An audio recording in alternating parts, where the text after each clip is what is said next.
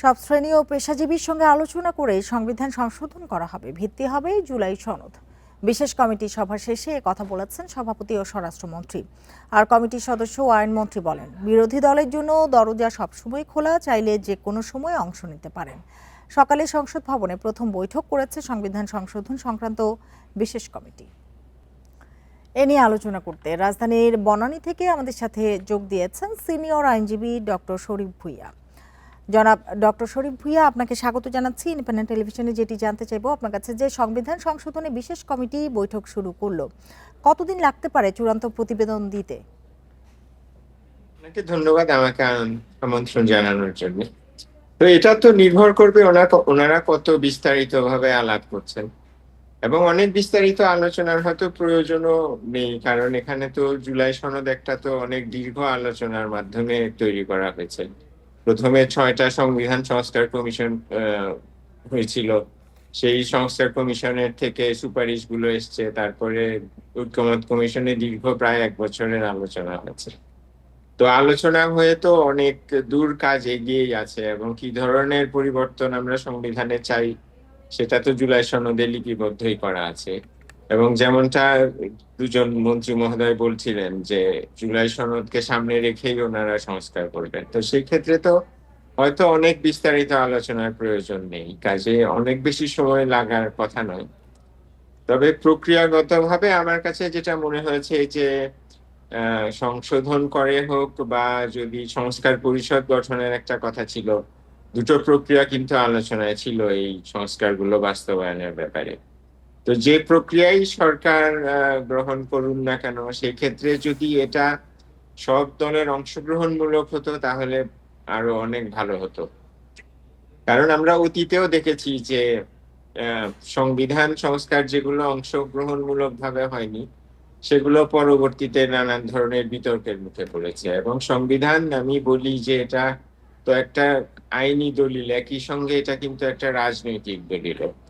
কাজেই এই সংবিধানের ব্যাপারে যে কোনো ধরনের পরিবর্তন এবং এর সংস্কার এগুলো টেকসই হয় যখন এটার একটা বিস্তৃত অংশগ্রহণ থাকে, সবার ঐক্যমত থাকে, সবাই মিলে এই জিনিসগুলো সেই ধারণ করে। জায়গাটাতেই আসতে চাই এই যে বিরোধী ক্ষেত্রে দলের কেউ নেই এই কমিটিতে, কেউ যোগ দেয়নি, তাহলে কতটুকু গ্রহণযোগ্য হবে সংবিধান সংশোধন?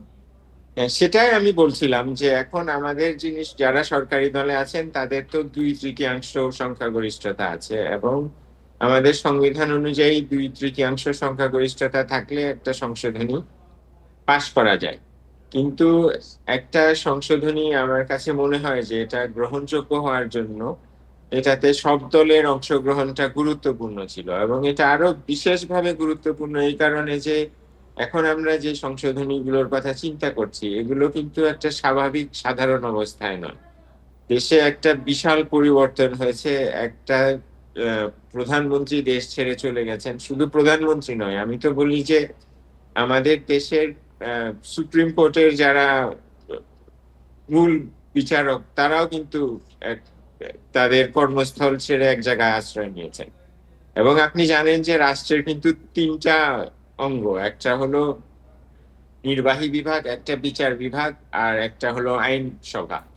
তো 5ই আগস্টের পরে কিন্তু আমাদের রাষ্ট্রের 3টা অঙ্গই অকার্যকর হয়ে পড়েছিল, এবং যেখানে রাষ্ট্রের 3টা অঙ্গ অকার্যকর হয়ে পড়ে সেখানে তো অবশ্যই এটা বলা যায় যে দেশের সংবিধানও অকার্যকর হয়ে পড়েছিল। কাজেই এক অর্থে কিন্তু 2024 সালের 5 আগস্টের পরে বাংলাদেশে কোনো সংবিধান কার্যকর ছিল না। এবং অনেকটা বলতে গেলে এই অবস্থায় আমরা এখনো আছি, কারণ আমাদের যে নির্বাচন হয়েছে সেটা কিন্তু সংবিধান অনুযায়ী হয়নি। সংবিধান অনুযায়ী তো আপনার সংসদ ভেঙে দেওয়ার 90 দিন আগে নির্বাচন হওয়ার কথা, অথবা যদি মেয়াদ শেষের ডক্টর আগে শরীফ ভেঙে ভূঁইয়া, দেওয়া, আরেকটি বিষয় একটু জানতে চাই যে তাহলে জুলাই সনদ ভিত্তি করেই বলা হচ্ছে যে সংবিধান সংশোধন, এতে কি বলা যাবে কিনা যে জুলাই সনদ বাস্তবায়ন হলো? এখন জুলাই সনদের সমস্ত কিছু যদি ওনারা বাস্তবায়ন করেন তাহলে হয়তো বলা সম্ভব হবে বাস্তবায়ন করা যাবে, কিন্তু এখানে একটা যেটা গুরুত্বপূর্ণ দিক যে অনেকগুলো মৌলিক বিষয়ে কিন্তু বিএনপি বলে আসছে যে তাদের ভিন্ন মত আছে। তো এটা আমি অবশ্যই বলি যে ওনাদের ভিন্ন মত আছে, সেটার একটা যেমন গুরুত্ব আছে, সেরকম জাতির স্বার্থে যেহেতু এটা দীর্ঘ একটা আলোচনার ফসল, এই ভিন্ন মত গুলো ব্যাপারে দুই পক্ষ আরো কতটা কাছাকাছি আসতে পারতো সেটাও কিন্তু দেখার একটা, অথবা সেই চেষ্টাটা করার একটা গুরুত্ব কিন্তু ছিল।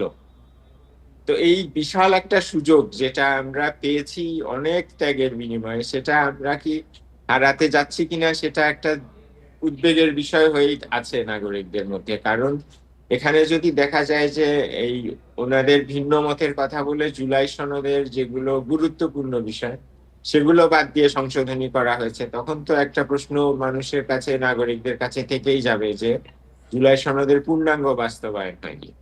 সেই জন্য সবার অংশগ্রহণমূলক হলে হয়তো সরকারও কিছু ছাড় দিতে পারতেন তাদের ভিন্ন মতের ব্যাপারে, এবং অন্যরাও হয়তো কিছু ভিন্ন মতকে রেসপেক্ট করে এক ধরনের ছাড় দিতে পারতেন, এবং ঐক্যমতের যে ভিত্তিতে একটা অংশগ্রহণমূলক জায়গায় আমরা। বলছিলেন আপনি, সংবিধান সংশোধন করলেই কি মেনে নেবে জামায়াত এনসিপি?